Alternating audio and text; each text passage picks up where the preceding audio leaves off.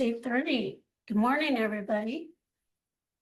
Do we have any public comments? Any public comments? Any public comments? All right, if not, we will move on in the agenda. Do we have a motion to acknowledge minutes of September 16th and 19th? So moved. Second. A motion is second. Any discussion? All in favor? Aye. And instead of meeting with the county engineer, we'll meet with the assistant to the county engineer. Morning, Thomas. Morning. So a lot of the same going on. We've been hauling contract rock and this morning we have 300 tons left for the whole project. So we should be finishing that up this week or today, actually. And then up on Polishville Road, 136, I believe is what it is. We've been putting in those tanker cars, replacing that bridge, and that should be finished up this week. The cars are in and they're just backfilling right now and should be done this week.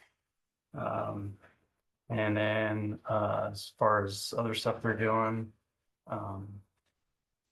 they're starting to get to some smaller projects like some ditching and so people can get their driveways in and stuff like that. So then I guess I've been working on project closeout stuff still, and I'm getting really close. I got one more basically done and then should have one more hopefully finished up in the next week or two. So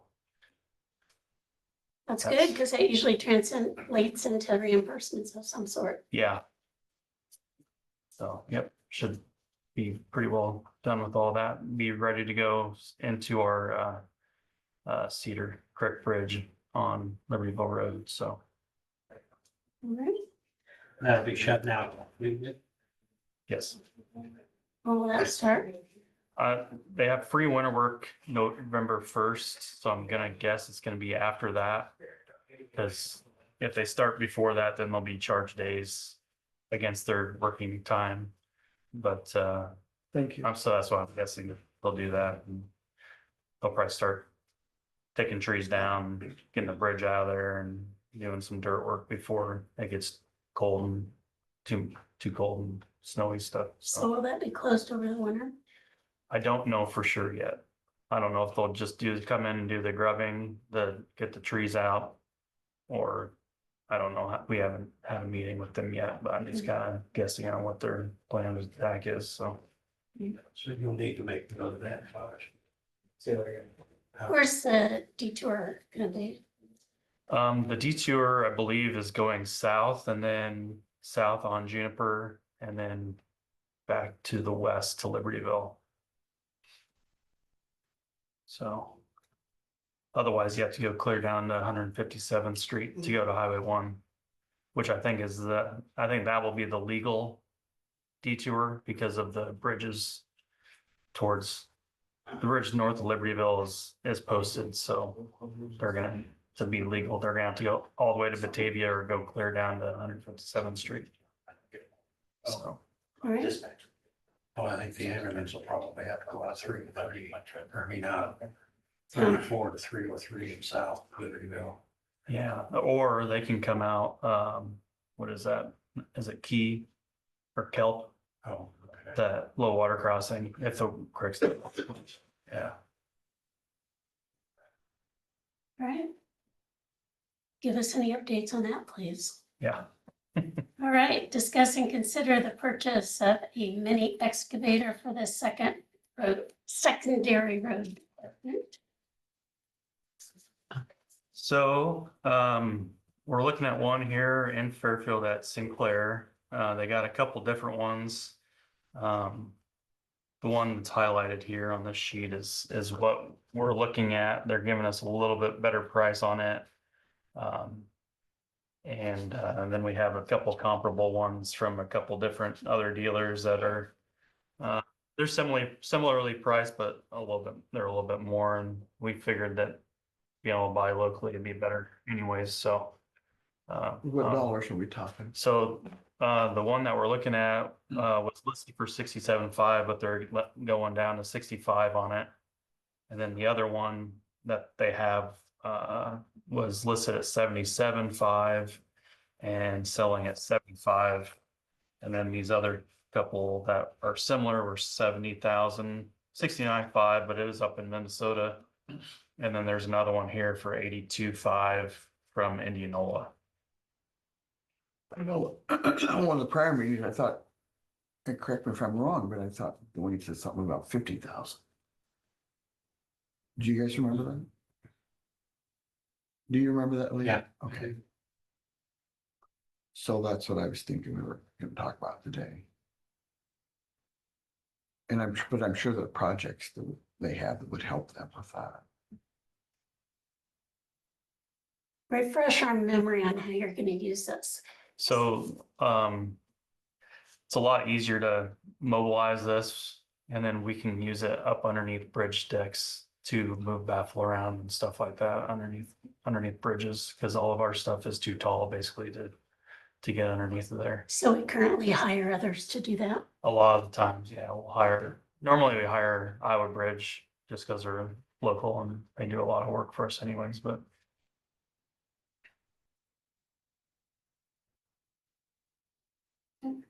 Is it in your budget? yeah, And that won't cut you guys short in any other way, Thomas? no, as far as I know, no. So, you may not have the answer for this as far as that part goes, but we were talking about being able to get under bridges and stuff, and we usually hire it out. But my question is, for lack of a better way of putting it, a cost benefit analysis. How much? I mean, are we going to save enough to actually offset the cost? I mean, how often are we underneath the bridge? Pretty regularly. Yeah, because for And instance, then what does it cost when we hire somebody to come in? yeah, and I don't have those numbers off the top of my head, but for instance, a lot of the times, or every year they have a bridge inspection and they come and tell us what needs to be done. A lot of times, be bridge scour, which is basically undercutting of the piers and stuff. And to get in there and do it by hand, or we have to rent a piece of machinery to get in there is pretty tough. And this will be able to dig around, do stuff like that a little bit easier that contractors come in and do. So I know it's been a couple of years, but I know on Mahogany Avenue, we did that where they had to basically re-pour the encasements for the piers, and that's something, basically we didn't have equipment to do that where they could get underneath there and do that for us. So This new, it is not, it's a 2018. any kind of warranty? I do not know if there is a warranty. And I hate to spend $65,000 and we drive it off a lot, so to speak, it's ours. Without some kind of. And that would apply to, I'm assuming all the ones that we looked at were used. Yes, yeah. How many hours is on this? Just a hair over 1,800. I don't know what that means. I know what that means, but I don't know what it Yeah. means in terms of It's terms of its. If it's 185,000 miles on a car, I don't know how that Yeah, compares. yeah, I don't know either.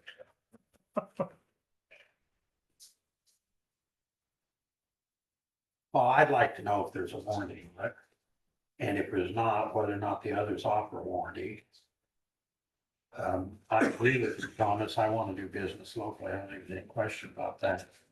It is $4,000 less, but you can eat up $4,000 pretty quick. If you got a problem with a piece of equipment that's used. Mhm. Oh, yeah.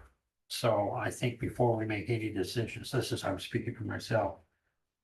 We at least find out if it has a warranty and what kind of warranty it has. Okay, So you want to put this on next week's agenda? Yeah. And we need to find this stuff out. Yeah, I was just sitting here, I had a little 1025, just to get it serviced was $575. Yeah. That's just a little thing. So the 4,000, you're right, we beat that up. Yeah. So I think I would like to know what, if any, and I'm not trying to be difficult, but We have to be good. Yeah. We have to be frugal, I think. so, Okay, yeah, I'll check in on that and I'll have Dwayne get back to you next week, so. okay. Thank you, Thomas. Thank you. Yep. All right. Morning, Josh. With the ambulance director. You keep coming back. I keep coming back, man. I'm committed. All right, so for transports for September, as of this morning, we've run 119 for this month. For the year, which tomorrow is our 1 year anniversary, 1,762 runs for the year. And that includes 911s and transfers and standbys and all the other things we do, so. Yeah. So what percentage of that is 911? I can look that up and tell you for sure, but, I just got the hard numbers, but yeah, I'll. I mean, I'd safely say like 80-85%, we do a lot of transfers. All right, staffing, so, we have 3 new staff through or almost through orientation. I think I have 1 paramedic that still has a couple of shifts left, but she seems to be doing really well from all the feedback I've gotten from the staff. So full-time EMT, full-time paramedic, and PRN or part-time paramedic are all through or almost through orientation. One of them's finishing her last shift today. I have 2 other EMTs, both of which will be part-time or PRN. That'll be starting the process here shortly. One of them had an issue with the physical, and the other one's ready to go, ready to get started, so. I did learn late last week, Chris, Lindman, the one that comes down here from Michigan, is probably gonna be leaving soon. He got a flight job, I believe, with another service, so that's kind of a kick in the gut because he does a lot for us, but I'm still trying to keep him here as much as as much as I can, so. Take his car keys. Yeah, yes, yeah, and I'll just take his dog hostage, so we can, yeah, yeah, I'll find a way. So yeah, staffing continues to be an issue, but, I'm working on some things that we may be able to fix that. So, more to come on that. You used, I mean, we talked here the other day about it, but did you check out to see if we're still on the IMSA? We weren't, Okay. I filled out a form to be able to advertise on IMSA again, so, I got that going. Okay.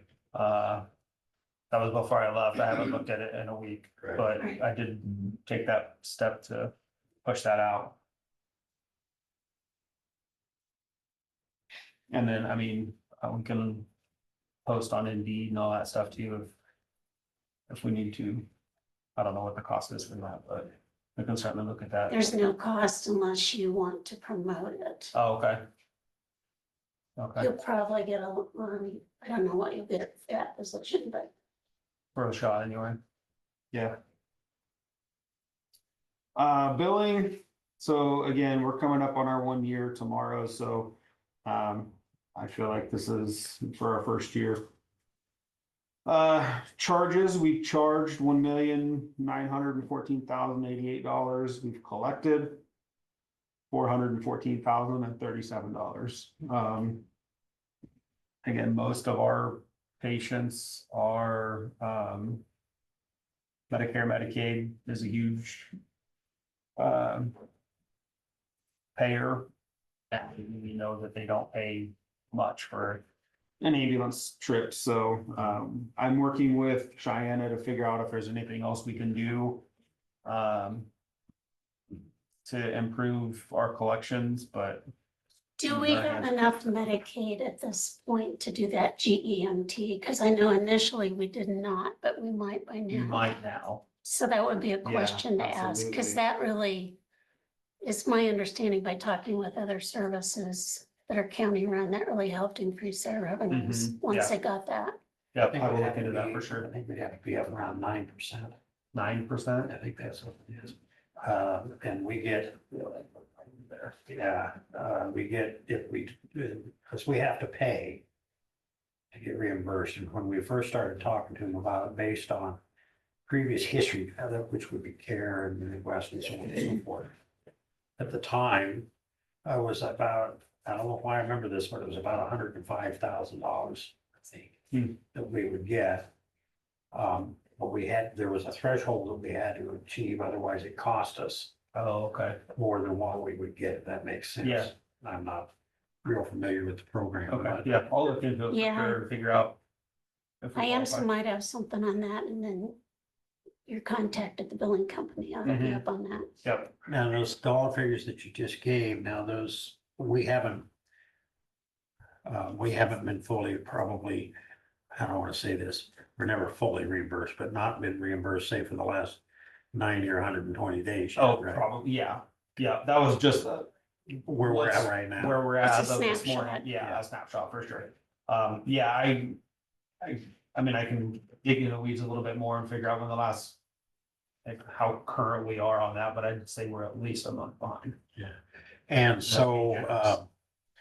have they, the billing company, made any overtures as far as because of the snafu regarding Medicare initially? I don't know where we stand on that currently. I know that we submitted the paperwork again to backdate because there were several Right. months there. I'll meet with Cheyenne, I think again this Wednesday or next week, and I'll be able to. Because I expressed to the billing company what we don't get because of because they dropped the ball, they should reimburse us. And that's been my position all along, and I know that, and I know that there was some conversation internally and within their organization about that. Because that was not on us. Right. So, yeah, I will, I'll ask her about that next time we meet and figure out if there's anything else we need to do and make sure that that they know that we think they're responsible for that. Yep. All right, anything else? Otherwise, we can move on to the credit card. I mean, yeah, if we're gonna talk about the credit card, that'd be great. Discuss and consider credit card approval for Jefferson County Ambulance Service. We talked about this a couple weeks ago, up to $1,000. Yeah, Do we need to write a letter or do anything, or? I guess I don't know what the process is. Excuse But me. yeah, so that would be for like recurring payments. There's, excuse me. We got a scheduling service called Home Base that allows everybody to communicate internally and puts the schedule out there for everybody to see. It just kind of simplifies that process. It's been free up until I think our cap is like 20 staff. Anything beyond that, we have to upgrade, and it ends up being like $25 a month or something like that. So we're beyond that point now with our PRN staff and things, so that's one, and then just like little expenses that we can't, for some silly reason, not everybody allows us to do just, invoices or POs, so it's little things like that. I feel like 1,000 would be sufficient. I don't imagine we'd need more than that. Mark, I see you're on, can you help him with that, or do we need to write a letter? I know in the past, sometimes we have to write a letter to the bank to get him a credit card.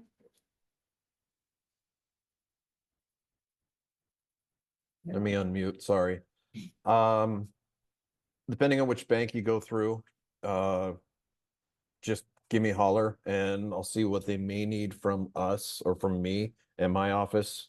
It's potential that they just add me on as a user per se, kind of like what we have with the with the bank account you guys have now, and then we don't have to mess with the supervisors at all. Okay, But yeah, whatever bank you want to go through, just get with me and we'll figure out what we need to do from there, bud. why didn't you Could talk, we get a debit card for our account? why don't you is talk that- to Mark okay. about that? And Yep. then he might have a recommendation. I would Which recommend a bank? separate card. Right now, that account that you guys use is just a holding account. That Okay. way, all of those revenues don't just fall under the general checking. It's easier for us to sift through them and then move everything over once a week and receipt it. Having that, I don't know if it would necessarily be a bad thing, but if there's a way to have it separate, I think that would be cleaner for both the auditor and the treasurer's offices, Okay, yeah, if that makes sense. yeah, absolutely. But we'll get you figured out one way or another. Cool, I like it. Okay. You know, I gotta backtrack here a little bit. Mhm. Now I forgot what I want to backtrack to.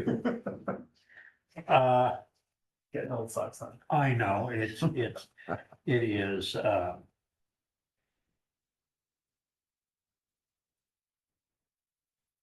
I can't tell, what are they? When you intubate somebody, what do they call that machine? Oh, event. Yeah, okay. So, had a conversation over the weekend. Our vents are kind of tough to operate, or they're kind of convoluted. Yes and no, they're teachable. Okay. It just, I don't know that the staff have had a lot of hands-on opportunities with them. Right. So that is actually on my, so, Dr. Moreno looked through our protocol updates and approved what I had requested. So there's gonna be some training coming up here in the very near future. The vents is definitely something on that as well. The vents we use are used in a few other places as well. They came from the state. Right. And one of our medics has been training at those other services, the same vent that we use. So he already has the training outline. Okay. And he has volunteered to get our Okay. staff up to speed on that. So they're a little complex, but doable with just some hands-on and a little bit of refresher, I think, so. Yeah, Okay, I don't know first thing about them. no, that's okay. So I was wondering if we needed to go in a different direction, but you got a handle on it, so. Yeah, I think they're not bad, but I have kicked that around, because there are some transport vents that are very simple. They're like 3 dials. And you just plug it in and Right. it does the things, but what we have is Because my next follow-up question is gonna be, what do those things cost? not that much. But I'm good with what we've got, Okay. so, All right, and once we get through the training and everything and get everybody up to speed, I think it'll be fine. now I know we've got 2. Do we need a third one, or is that not necessary? I think we'll be fine with 2. Okay. I really do. Once we get the protocols up, we'll put one in the first out rig and one in the transfer rig. And that's gonna be 95% of our need for them, so.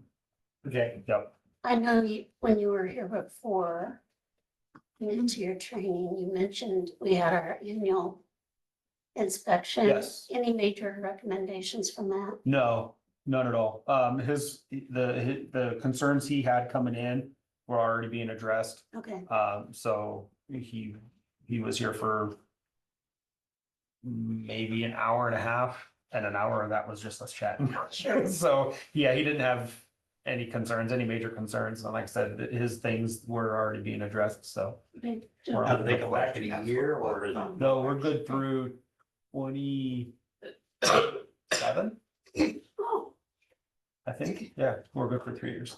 Okay. So, very good. yep. All right, do we have a motion for the credit card? I would make a motion that, Josh get with Mark and determine what needs to be done, for credit card approval for an amount up to not to exceed $1,000. Yeah. I'll second that. Any discussion? Is that enough, Lee? He said it. Is that good? Yeah, Okay. yeah. That's perfect, guys. Thank you. I can use the minutes, I believe, Okay, to take care of it. So good for Lee putting that in there. all right. Any more discussion? All in favor? Aye. All right, moving on. Thanks, Josh. Yeah. Number 2, discuss and consider resolution for 2024 hazard mitigation plan update. Morning, Brett. Good morning. Come on back. Like, thank you. Thank you. What? Prizes then? Prizes? You said it's like the price is right. Well, actually, I need a new truck and yours would be perfect. Oh, dear. Here we go. And used. So thanks for having us. I brought Gail with us. You met her when we were going through the pre-stage and this whole thing. The plan is in its final document. It's been sent to the state and we're just here today. I've sent it all to everybody here. Had some good feedback earlier before we made it a final documentation. It can be changed. But the reason we're asking for the county's adoption of it is it does help it get through the FEMA red tape to see that the county has adopted it and understands it. And I don't expect everybody to understand the whole thing because I don't even understand the whole thing. I mean, in a nutshell, it's when we went out to the public and we went to the cities and we came to you guys, and we had public surveys, we just accumulated a bunch of information on what people perceive to be a threat to their communities. And we already knew some of them. It's interesting, you start looking at the data on the probability of tornadoes and things like that. But there are lots of goals and objectives in here that we will start going through once the plan is approved. And there are priority objectives in there that we're going to hit on first. And if you look through it, what you all did, power and technology is a big thing. So we're just here to get it adopted by the county. So hopefully we can move forward with FEMA and then we can start hitting some of these. It's been a process. And thanks to Gail, she's done a lot of the legwork on it. And we will have to go back out to the cities also and man schools and make sure everybody's signing off on it. And it's been sent to all of them. I did bring copies of the actual action steps, so that you can just have it as an easy thing to review. And it's the final 3 pages of the Yes. document, so that makes it easier for people to refer to. It's kind of a summary at the back. Yeah, but there is more explanation of each one of these items. Excuse me. And in the section C of the document, so, if you want more information, you can go to that section and actually read the tables. But we had I think we had a very successful public response. And, when you get it down to the nitty gritty, Brett already knew pretty much what people needed and everything, but it's really important to go through that process and allow the public to express their concerns. And we did learn, some things and stuff. So it's pretty good. And then many of the recommendations that we're making are very similar to recommendations that were previously made that are going to be, still valid. But all of it had to be rewritten because of new FEMA guidelines and, the way they have things. So it was quite an undertaking, but I feel like we came out with a good product. It's at the state right now, like Brett said, and the previous one that I just sent to the state went through, but it just takes them a long time to go through it and approve it. So, but I think we're in good shape. And the importance of the being approved by FEMA, not only us adopting it, but, as I said before, it does open us up for FEMA grants. Yeah. Hazard mitigation grants. So we identify stuff and then we, once it gets approved, we can actually, if the money's out there and they open the grant process, whether it's the HMA or the HMGP or the BRIC or whatever, we can apply for those to start working on some of these action items on here. So. And on this sheet, it says who is, going to be, who these suggestions are recommended for. And then the priority is a score. So it's scored like the top one 14. So that makes it a top priority in A. So that's what that means on there. And as Brett said, this can be amended at any time that anybody wants to do that, but but I don't think it'll be necessary. So the A is a priority and then the B and then the C. Is that Yes, how it right, works? top A, 1, 2, 3, yeah, mhm, yeah. Lots of As. Well, everything's important. Yeah, now they just give us money to do it. Right, and that is the big, that is the big thing, and that's Brett's big headache is trying to coordinate the state to what the local people need and accessing those funds of it. Yeah, it's difficult to get it all. I think people are a little bit, I don't know how to say it, on FEMA grants, they're not always available. I mean, this is not magic money out there. A lot of FEMA grants, you have to have a disaster, they open up money. And then you can apply for some of these grants. So it is kind of it's a process and it gets very confusing on the timelines of certain grants that come out, but I think the state could make that a little more efficient. Yeah, I understand, excuse me, where you're both coming from, but it seems counterintuitive to me that we list all of these needs, which are, I was just looking, equip critical facilities and community shelters to accept generators or install fixed generators. How many years we've had this conversation, we know there's a need and locations that we could put them. So after the disaster, then we can get money, put them in there, but if we'd had them in there to begin with, maybe it wouldn't have been as big an issue. I agree with you. I mean, there are grants out there for pre-mitigation. I mean, and it was very evident here that we talked about, like you said, generators and power, that's critical for me, it's anything that I have. But, this also, I went to a flood, plain, management all-day class a couple weeks ago up in Cedar Rapids. Really interesting, but I learned a lot of stuff on floods. You think Jefferson County doesn't have really a river except for the northeast part. It's mostly agricultural ground, so you don't worry about building stuff. But it also affects infrastructure such as roads and bridges if we have major rains and washouts and things like that. So floods just don't happen in cities that have rivers running through them or counties that have through the majority of the population, such as Walker County. So it was a good class, but those are some of the things listed in here, especially washouts and things.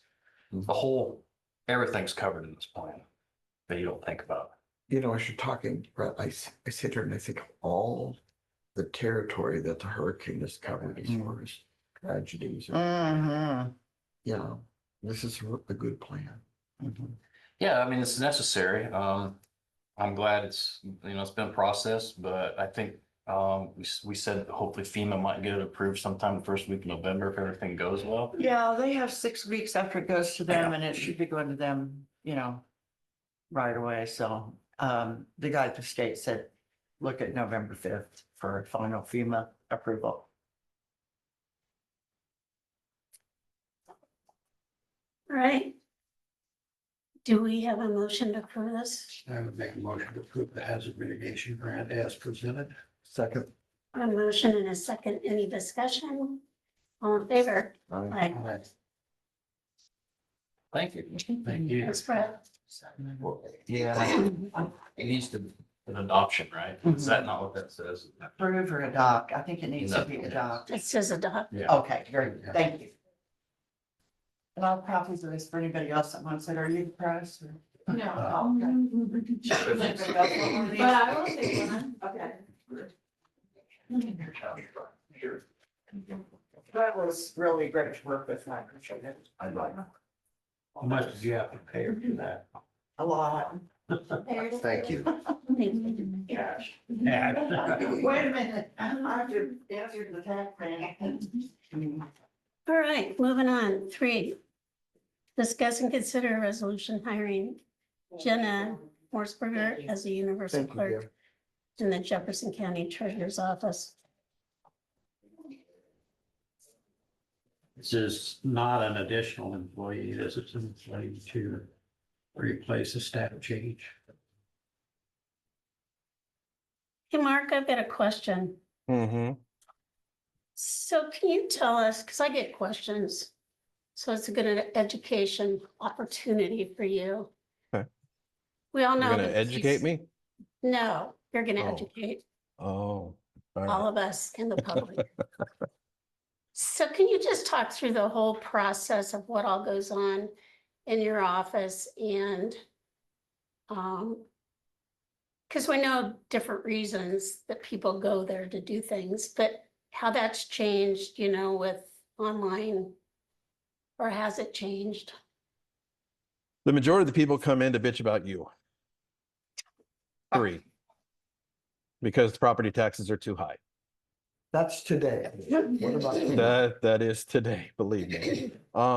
So basically we're a 3-legged stool. We've got our motor vehicle property tax and driver's license. There are online abilities for all 3 of those things. Driver's license, you can actually do it once in a lifetime. You can renew online. With motor vehicle and property taxes, you can do those online. However, we are still a very rural area. We're in a weird situation where we've got the quote unquote Silicon Valley people who prefer the online, but again, the majority of the people are Mon Pa Kettle who prefer to write a check. The wife will still write the check and she'll endorse it, Mrs. Pa Kettle. They want to hand you a check, they want to physically see you, they want to talk to the head of or see somebody face to face.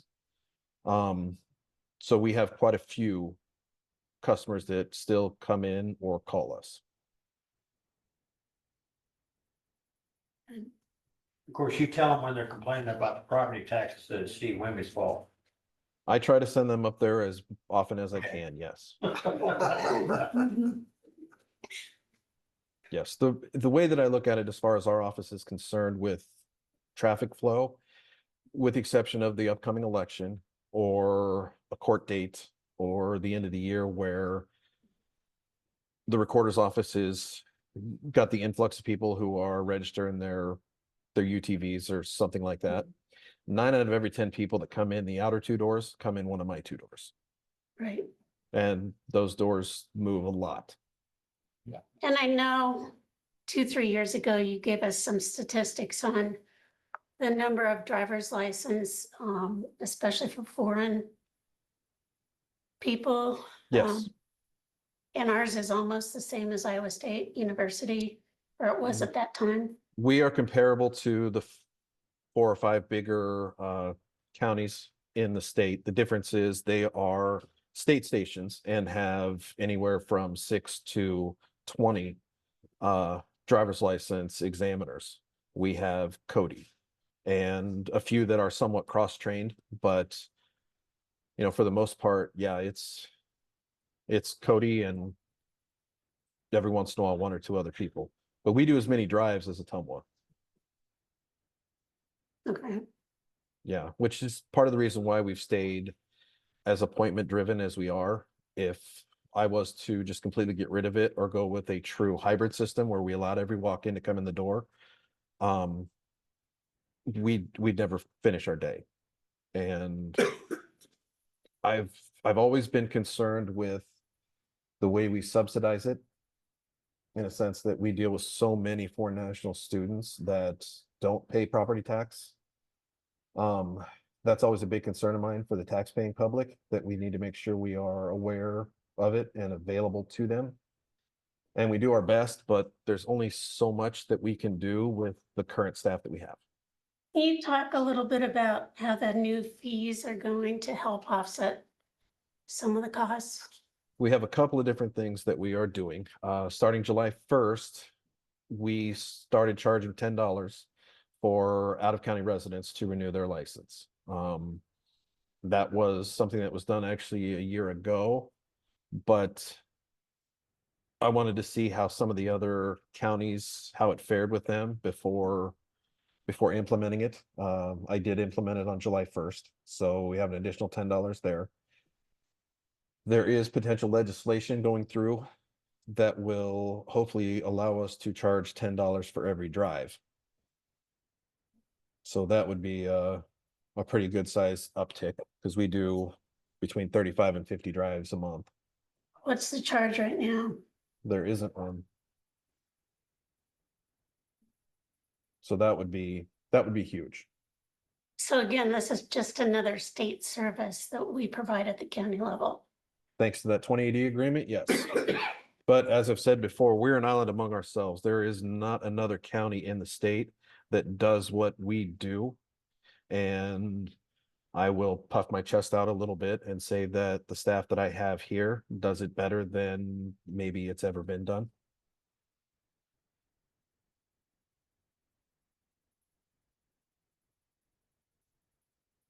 So what are we doing that others don't do? All of the foreign national students. Oh, I see what you mean. Okay. Yeah, we have to juggle thousands of foreign national students every year while still maintaining or trying not to subsidize completely. And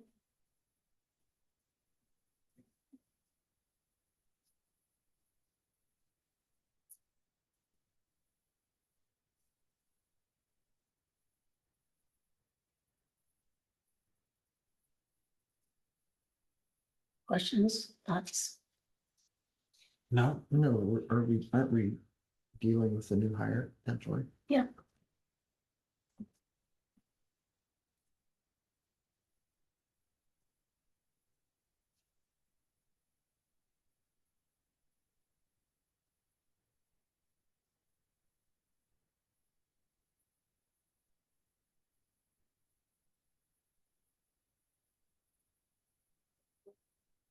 Mark, correct me if I'm wrong.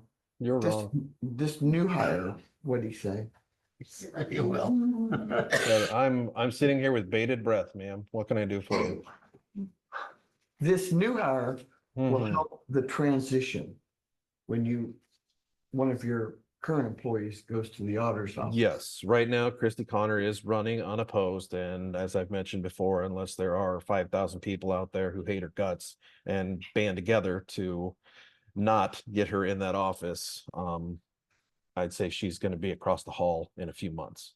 I agree with that. I just think this is a good thing to do because the training can take place now. Yes, we can be training a new hire now, and this will allow us to, in essence, loan Christy to the auditor's office so she can kind of try to get up to speed. The ladies in the auditor's office had mentioned there are some things, especially with the upcoming election, that Yeah. would benefit her greatly to know, and it would actually benefit them having the Maybe. extra body. I think this is a great idea. Especially since the other fellow got a new girl.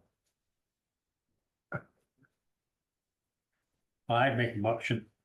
Excuse me, make a motion to approve the hire of Jenna Morsberger as a universal clerk at a rate of $38,400 per year. I second that motion. Do we have any more discussion? All in favor? Aye. Aye. Thank you, Mark. Thank you very much, guys.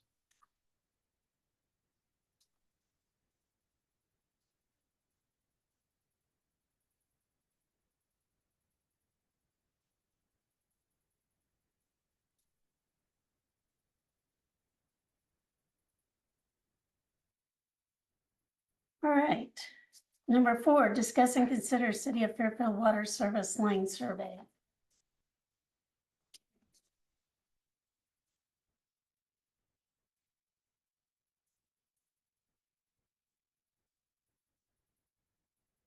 And this is, according to our recorders, we have not received a response for the above mentioned property regarding the water service line survey. Every water system in the United States is required to gather information on the materials used in the construction of privately owned water service lines. Then it's got more. Was this something new? This came. Looks like it was received in the auditor's office September 25th. Anybody have any information on this one? Nope. So you- River DHS sent it over. Oh, okay, over at DHS, they sent it. It looks like something we should pull David and want. Yeah, I would just Give it to him. Dave and let him. And I agree. I mean, he would know what's in there and what's not, and if he doesn't know what's in there, nobody else does either. all right, so we'll just have him fill that out. Good. I don't think we need a motion for that, do we? No. 5, discuss and consider property tax abatement for Golden Magnolia Sanctuary. Welcome back. All right, why don't you explain to us all what's going on here? So when we came for our last abatement, we thought our exemption was then taking effect. And didn't realize that the abatement was for 22 and the exemption didn't start until 24. So I was surprised when I got nearly $4,000 bill. So I reapplied for another abatement as our exemption begins this year. So it's about So how much would this one be?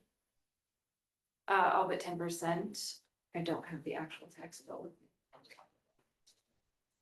4,005. Total bill right now for both parcels, 4,450. Thank you. And you guys did 90% last year. Right. For both of them, so the total would be 4,005 that you would be potentially abating. And I can break it down if you need to by parcel, or if it's sufficient enough for me within the minutes. If you just did a total, I can figure it out from there. Okay.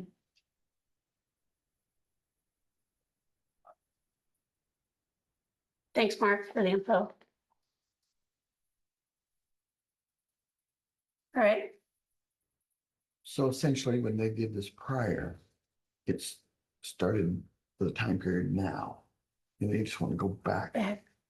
We thought it was moving forward from 22, Okay, but it didn't actually, the extension didn't start for another year. sure.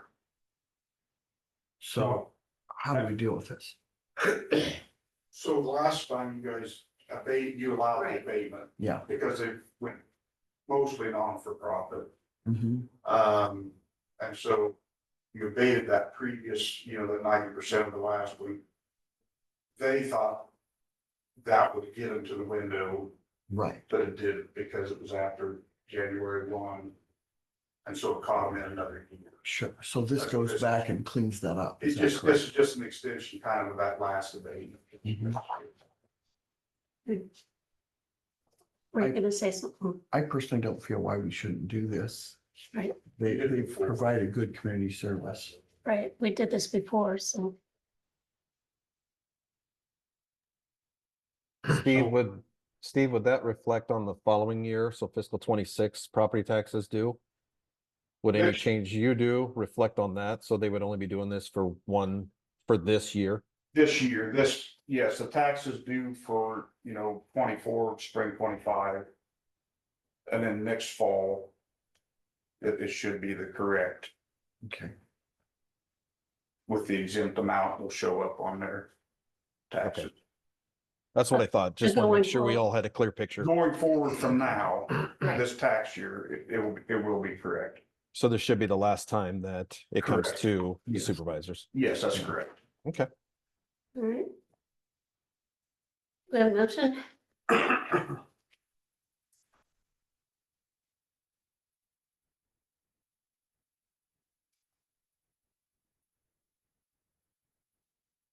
I move that we move forward and suspend this abatement. I for the will prior years. second that. Wait a minute. The language, you can't suspend an abatement. Okay. That's an abatement. We're gonna Okay, then. abate them if that's what you want Yeah. to do. Oh, yeah. We need to, in I- the resolution or the Yeah. motion, do we need to put the dollar amount? Or stay with the dollar? That's Mark. Yes. Yes, we do, Yes, you would need to put the dollar amount. which is 4,450. 4,005 is is at 90%. 4,450 is the total amount due. Okay, That's for the entire year. okay, so 4,005, Susie. Yes. Okay, I'm second. Any discussion? And as a reminder, that first half is due today. That's fine. All in favor? Aye. Aye. Tammy, thank you. Thank you for the suggestion. Thank you so much for Thank you. helping us get through. Scary. Okay, moving on, number 6, discuss and consider property tax abatement or suspension for Victor and Cheryl Stickles. Steve, educate us, please. So this property is a building on leased land situation. They didn't own the property when they moved in there. They moved in a camper, and some sheds. Some of the sheds were taxable. We taxed them. They later acquired the property, but did not put it in the same name as what the buildings on leased land were, which by the code of Iowa, they have to match to be combined. They then sold the property, but the buildings on leased land did not get transferred because there was no bill of sale that transferred the buildings. Now the land has either been being transferred, sold to someone else. Same deal. There's been some talk that all the buildings have been removed. They have not. And the same thing was going to continue until A, all the buildings are removed and it will then kind of age out, or B, they actually do record a bill of sale that transfers them to a current owner. So, fortunately, I've been involved in this. And I don't mean that disrespectfully to the parties, but, and we hear help, Steve and Mark's help and Hillary's help, has helped. Property, the land belongs to Funk. Correct, at this time. Right. Is how it's reported here. And there is potentially, I guess I'd say, there's discussion about it being sold to an individual named Small. And I qualify this by saying I have not been out and looked at the property. Yep. I've been told that the only structures that remain are structures that are built on the property now. I don't know. Like I said, I haven't been out.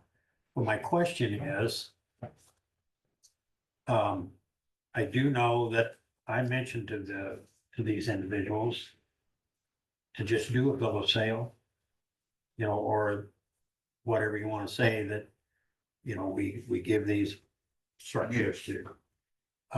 My understanding is that that's when it was said to me by the person who potentially is going to buy the property, that they don't exist. The person that currently owns the property is not in the state. So I don't know what this is going to get us, but I do know that there is a DHS statement. Notice of decision, they qualify for Medicaid.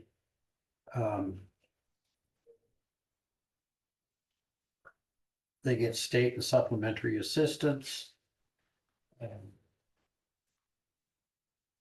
Generally, in the past, whenever we've gotten these, we abate the taxes, forgive them, whatever you want to say, but is this, I guess what I'm asking, either you or Mark, is this going to be an ongoing thing? It's gonna be an ongoing thing till it's fixed. Randy was there last week. Okay, The new potential owner has basically made a threat that he'll kill us if we come on the grounds. So we're just gonna do it from the road because that's what the law says, and you can do it from the road and double it. That's what you feel. I mean, I'm not going to probably go that far, right. but I'm certainly not willing to jeopardize the safety of one of my staff. No, absolutely not. Well, it seems like it needs to be cleaned up. before we do anything. That's exactly, it needs a bill of sale. And that would be, if it's gonna sell, this is the perfect time to do it. To get the name of the new buyer, the bill of sale to the new buyer, exactly the same. We can combine them. And it's clean and together. I mean, it eliminates a parcel. Well, the fact that nobody's here to discuss or have this conversation with, even though I've had conversations with them, I'm not comfortable moving forward on it anyway. I don't mind having the conversation, and I wish they were here to have the conversation, but They said it was too early.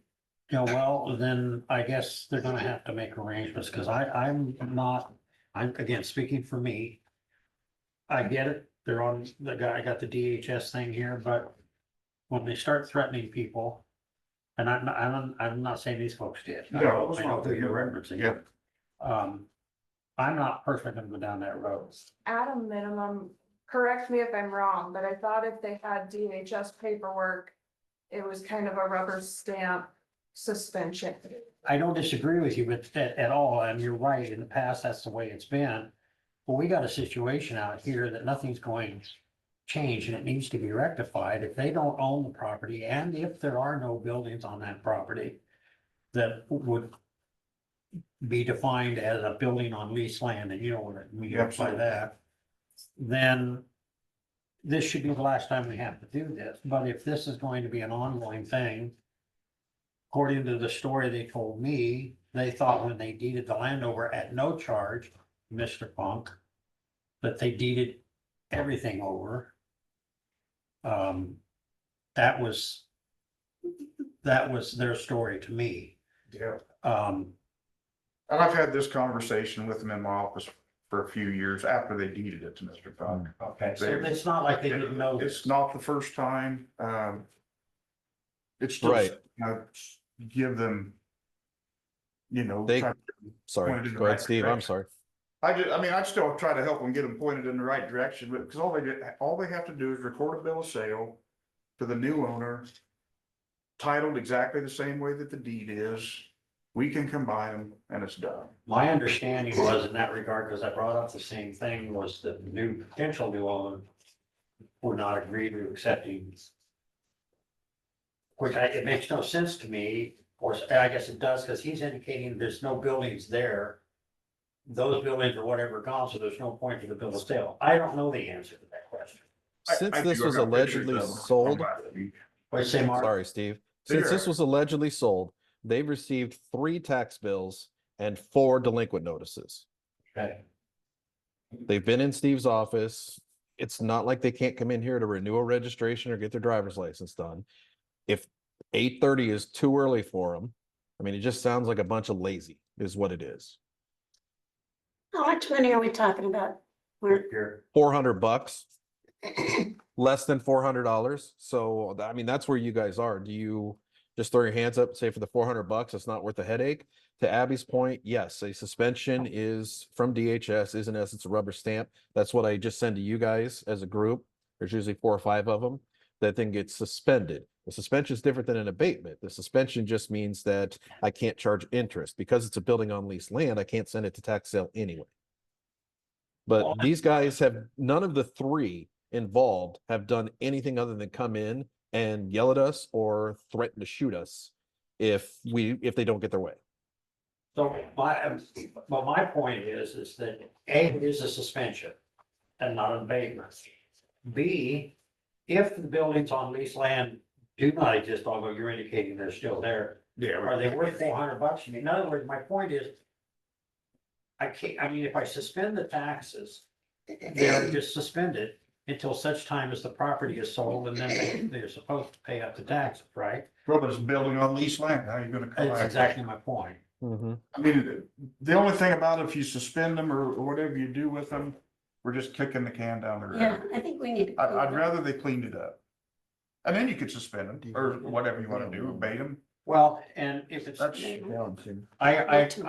my perspective, I'm saying that they need to come in so we can have the conversation with them, so they understand what we expect of them, and as far as I'm concerned, It's their responsibility to make it work with whomever. And I'm not gonna sit idly by and whether it's me or you or your people or Mark's, I mean, if you can't find your way in here at 8:30 or 9 o'clock in the morning, I've said my piece. I'm just gonna ask on Zoom, since I don't have all names, anybody that's related with this case or on Zoom? Oh, I don't yeah. think so, but. Okay, I think we need to invite them in to explain this to us. I told them I'm sure you to did. be here. And I was told it's too early. Okay, well. I do think it's too early too, but you know, Amen. I'm supposed to be here, so yeah. My understanding was the last conversation I had with them that potentially the property transfers tomorrow. Yeah, I haven't heard. You know, that's what I was told was October 1st, but I don't know. I'm like with Mark, knowing well, you probably know the individual too. I find it difficult to think that anything's gonna happen, but. You know, if the buildings get removed, tore down, then at least it'll end. Or they can end it with a bill of sale. Either way. I Some still days we think- run an office, some days we run a daycare. It sounds like we just need to tell them they need to pick their toys up before they come back inside. I go along with that. all right. I do too. So what I'm hearing is we just won't take any action on this, and who wants to get back to him on that? Well, I don't think we have any.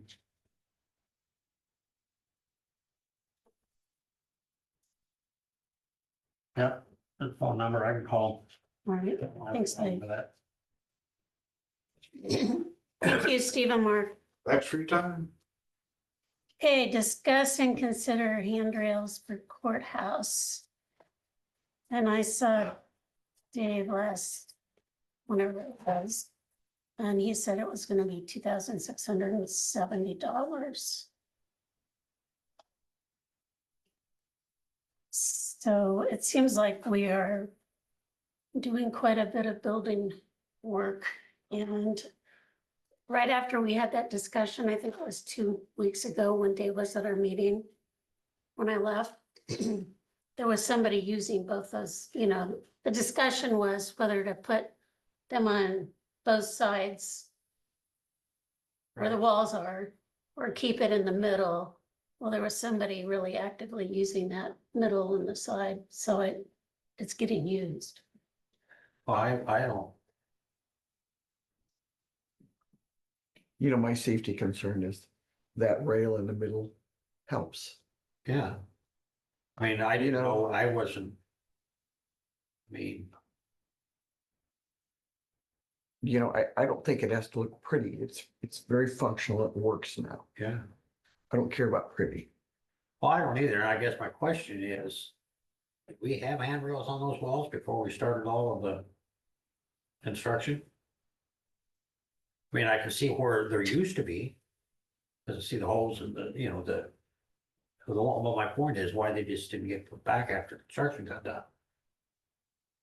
If indeed they were there, if they'd been taken down a long time ago, in part to put that centerpiece in there.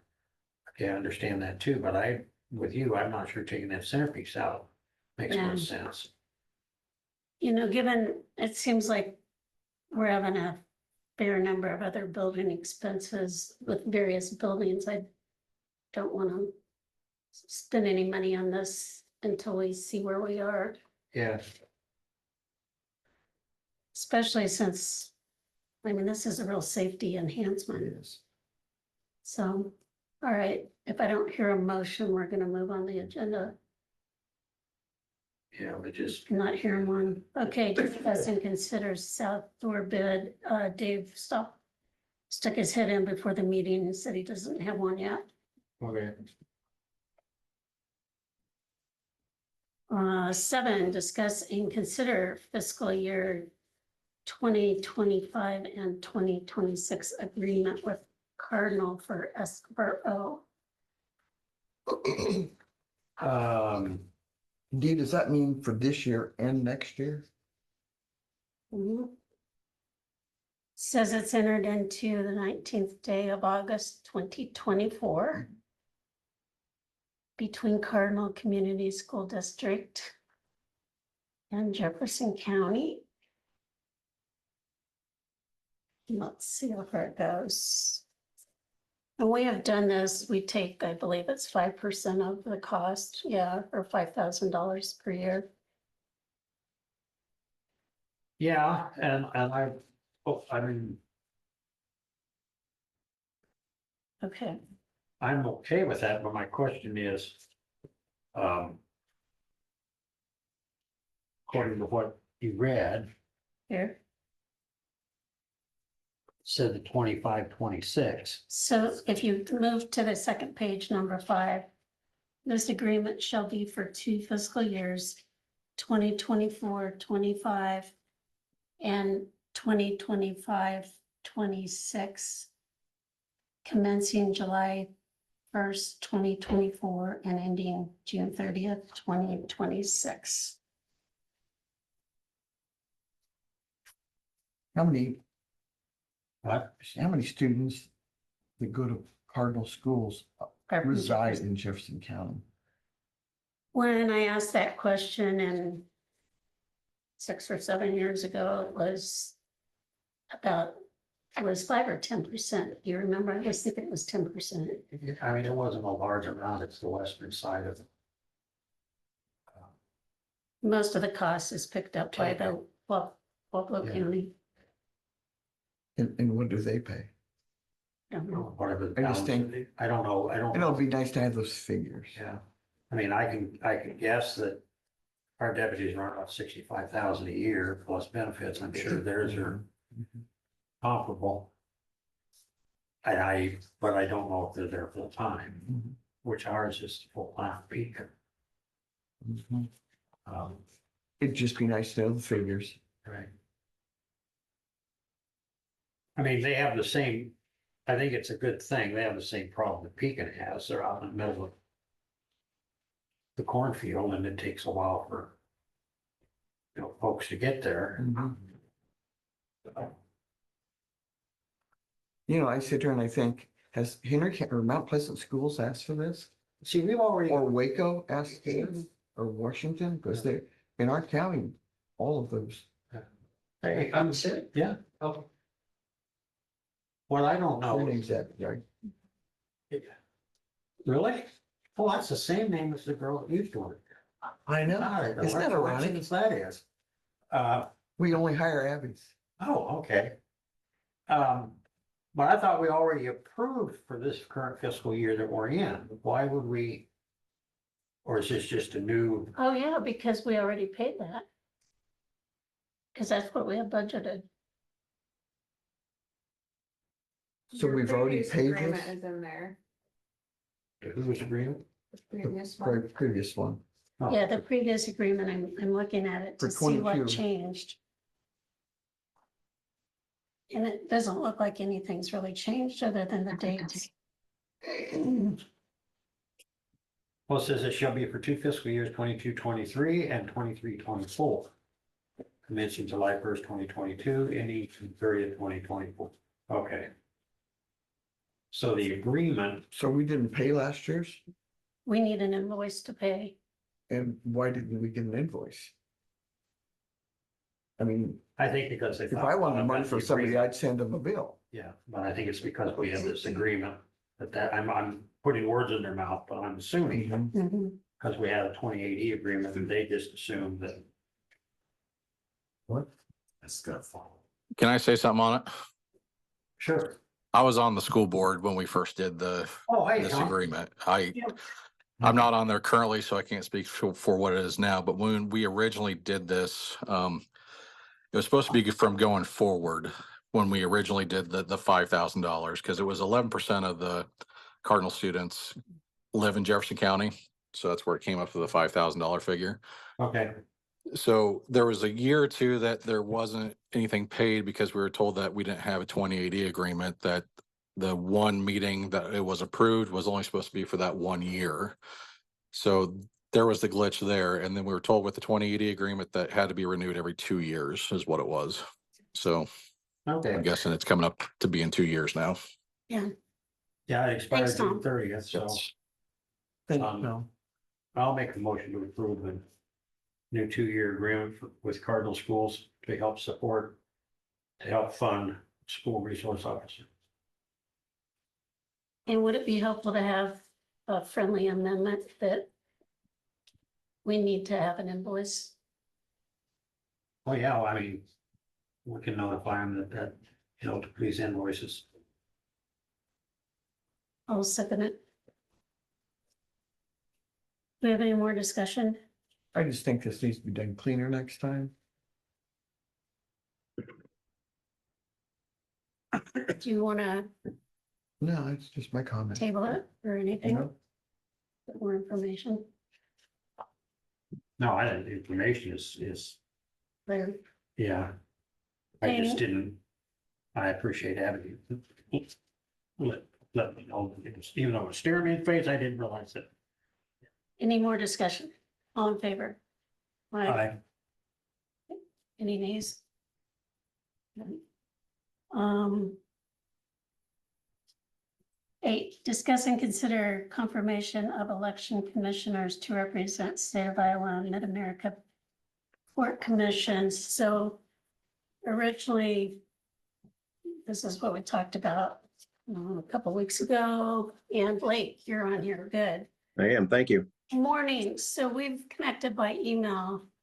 Why don't you explain to us, and I want the board to look at this. It's the last sheet in your packet, which is the map of the counties, and then explain, since this is something that only happens every so often, and then I remember when I was chair a few years ago, this came up. So just explain what this is, why we're involved, even though we don't live on the river. Well, the Mid-America Port Commission was created 25 years ago, so this is our 25th anniversary in 2024.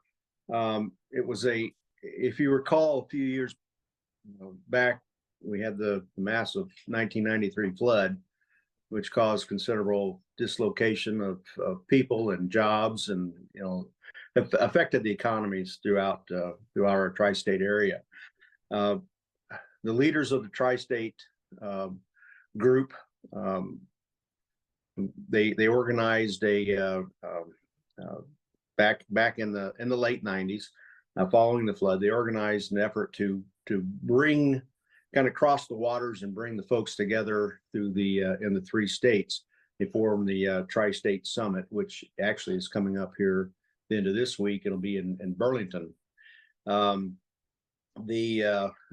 summit, one of the things that they initiated was creation of the Mid-America Port Commission. And the Port Commission was organized by laws passed in the states of Iowa, Illinois, and Missouri. Was seated in 1990, 1999, elected commissioners, elected chair of the commission, and set off on doing some of their work. The sheet that I gave you here is a strategic plan that we put together, setting out some of our priorities. It goes into more of the background of the commission that when I just sort of fumbled through there a little bit, but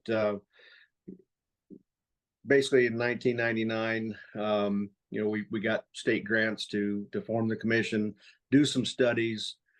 Since that time, we've been working with counties, in the 3 states, to kind of develop some awareness of the importance of that river traffic. Even though Jefferson County does not abut the river, I would bet that a good portion of the product that is produced in the county may end up at the river, either in the form of direct commodity flow to the ports and terminals, down the river to New Orleans, or in other business activities, economic activities that may be going on in Jefferson County.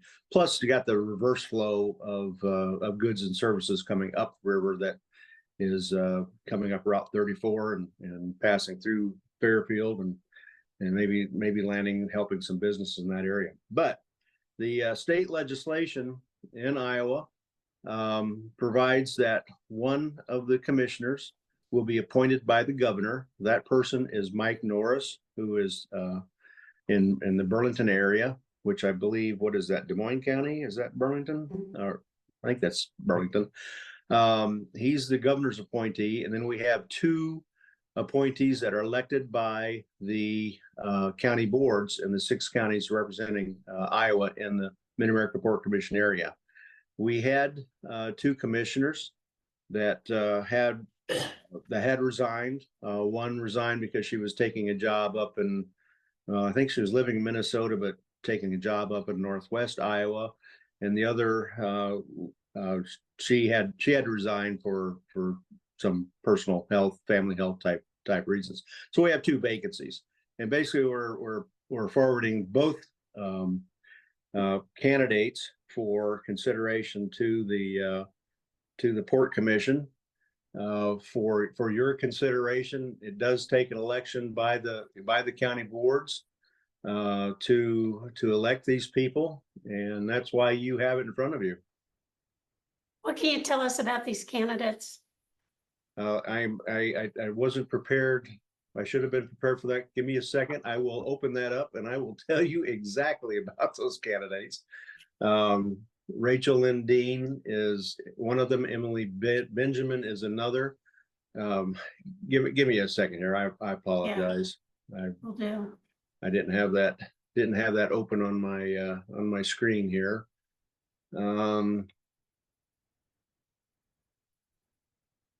Just give me one second. I'll get to it. You can see why this doesn't come up very often, because one of them's term would end in 2030 and one in 2029. Right.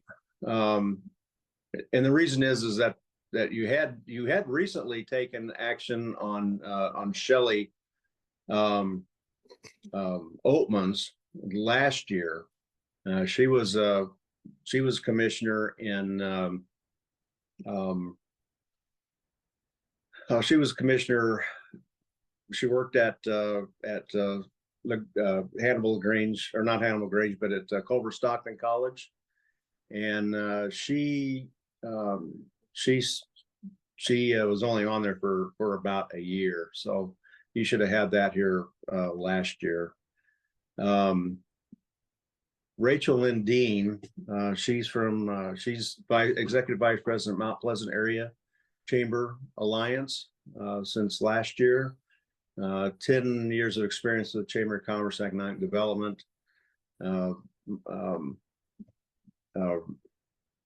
Emily Benjamin, likewise, is vice president at Lee County Economic Development Group, and she works on programming and operations of the chamber group there in Lee County. So that's their background that we have for those 2. Is there anything more I can add to it? Do you have any questions for him? Otherwise, we have in front of us to discuss and consider confirmation of election of commissioners to represent state of Iowa and the Mid-American Port Commission, and that's Emily Benjamin and Rachel Lynn Dean. I would make a motion to accept those 2 individuals and to authorize the chair to sign the document. Do we have a second? Second. We have a second. Any discussion? All in favor? Aye.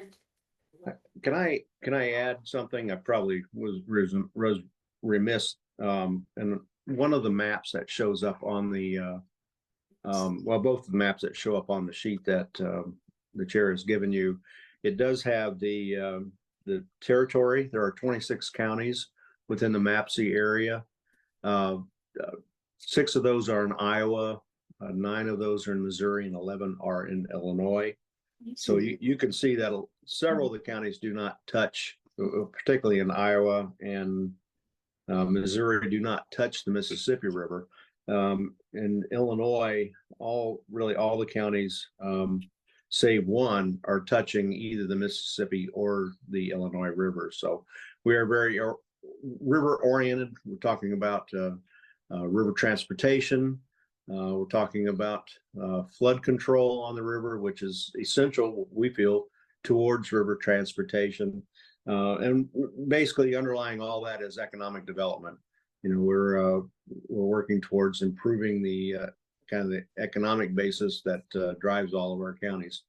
And I'm glad to get the chance to visit with you. I had one of my goals when I took over as chairman last year was to visit all 26 counties. I haven't got all the way up into Iowa yet, but I have traveled through it. I gave testimony August of 23 to the Iowa, or September 22 to the Iowa State General Assembly's one of their committees, and traveled through your counties and beautiful area. And thank you for the opportunity to visit with y'all.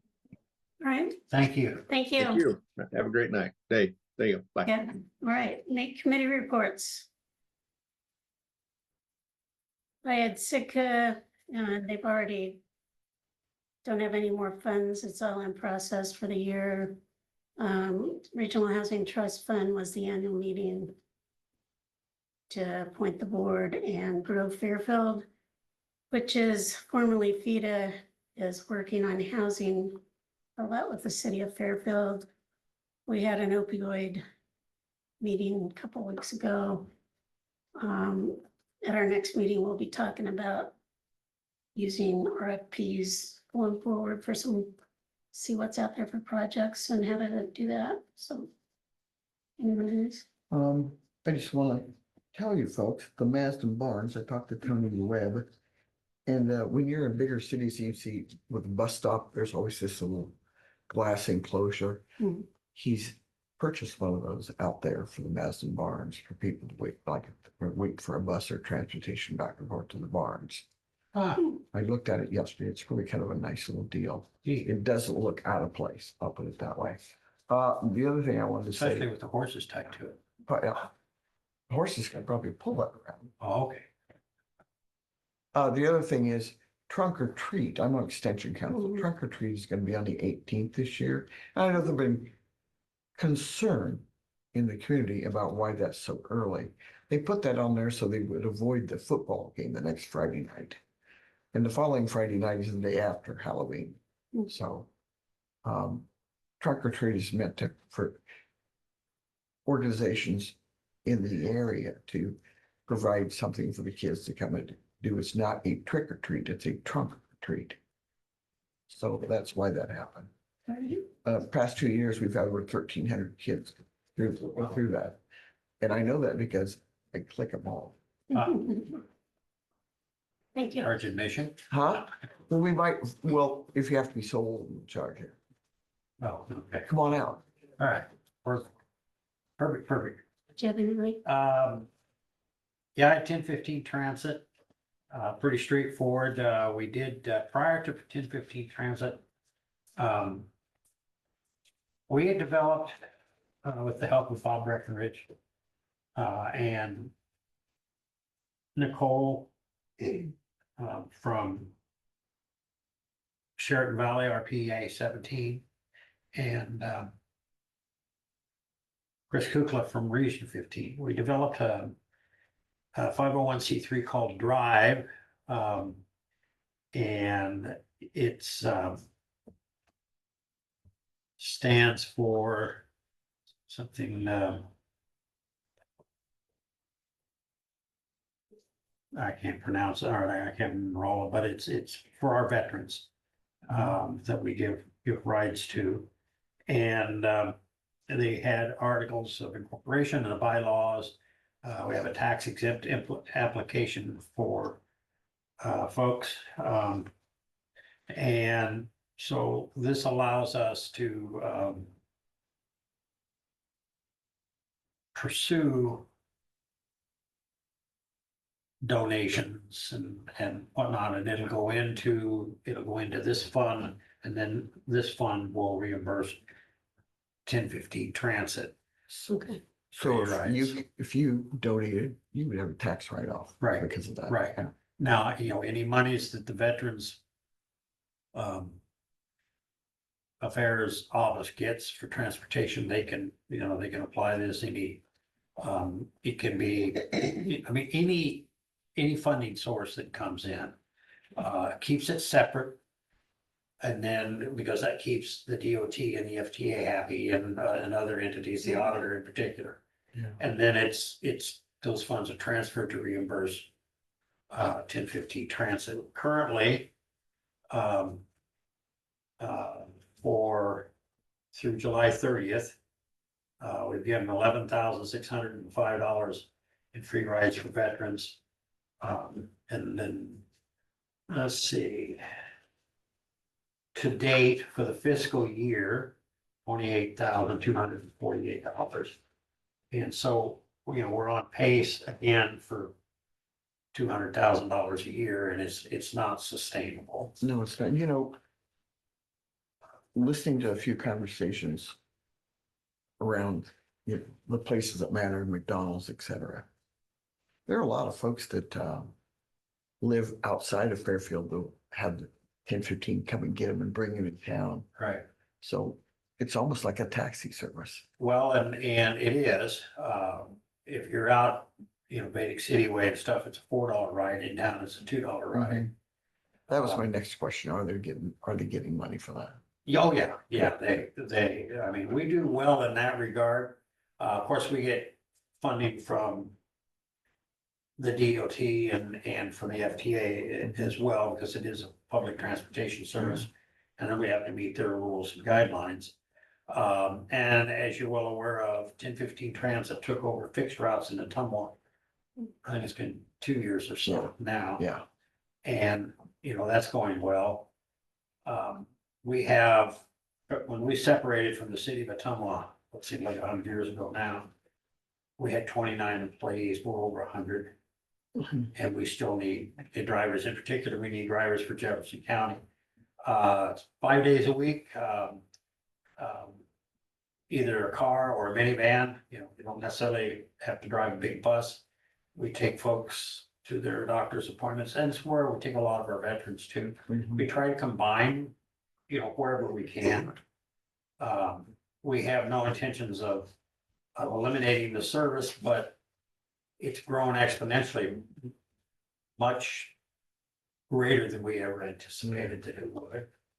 I also did an interview with KTDO regarding our emergency medical services levy.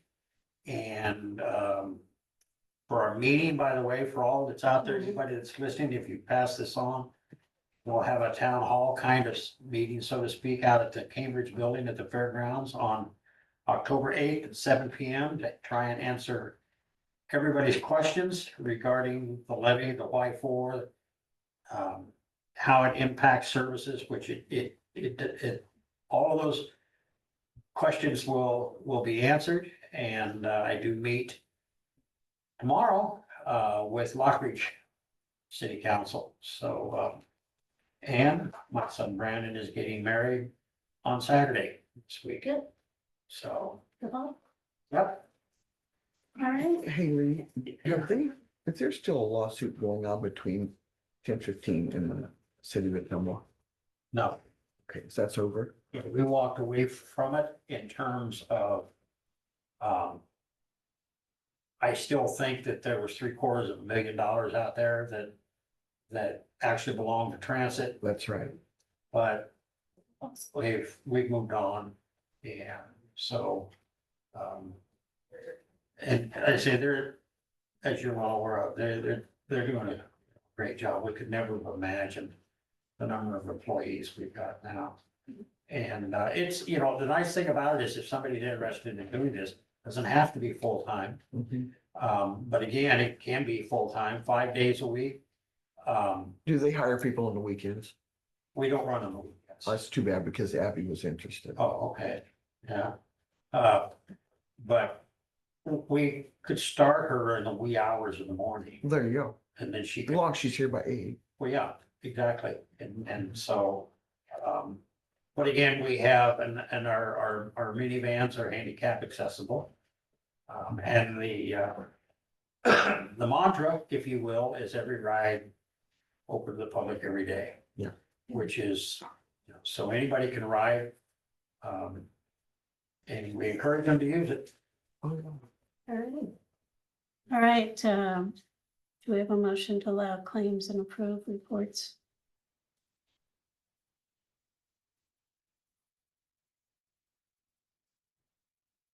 I suppose we better do it before the sheriff submits something, right? there were no bills from the sheriff on that. That's why I say we probably ought to do this before the Right, sheriff I submits think so. something. Yeah. Yeah. I would make a motion to approve claims in the amount of $144,911.63. I'll second it. Do we have any discussion? All in favor? Aye. Oh, so we're running that through Reed? Okay. Do we have a motion to it? Do you have what? Oh, the money we're doing for that new campground. Going through Reed. He's got different, Speaking of which, I drove Places through there going. yesterday. You did? Yeah. you know, We've got 14 sites. If I counted correctly, so far marked out, and electrical and water and whatnot. thought it'd be nice to have him come give us an update sometime. All right, do we have a motion to adjourn? So move. Second. All in favor? Aye. Aye. Thank you, everyone.